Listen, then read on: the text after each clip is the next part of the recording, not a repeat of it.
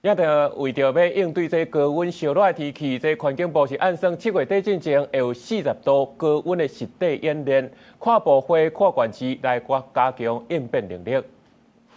快日下晡，熊熊大雨，路面出現部分積水，塞車民眾的雨路路袂煞。中央氣象處表示，自到水期游玩較濟，快日開始雨水量會每日減少。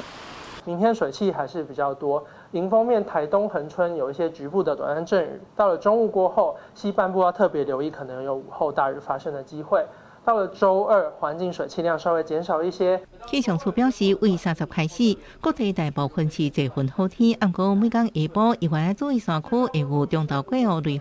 雖然米克拉風台遠離台灣，不過在菲律賓東邊甲南海攏有熱帶擾動，未來是不是正做風台要擱觀察。未來一禮拜高溫會在32到35度，大台北盆地、花東中高頂地無排除會有36度高溫。就驚未來可能出現極端高溫，環境部自九會啟動全國第一場以40度高溫即時調適行動的兵器推演，演練模擬台北內湖區、新北五股區、甲桃園蘆竹區，那連續3天測到40度高溫，中央甲地方的分工甲協調機制。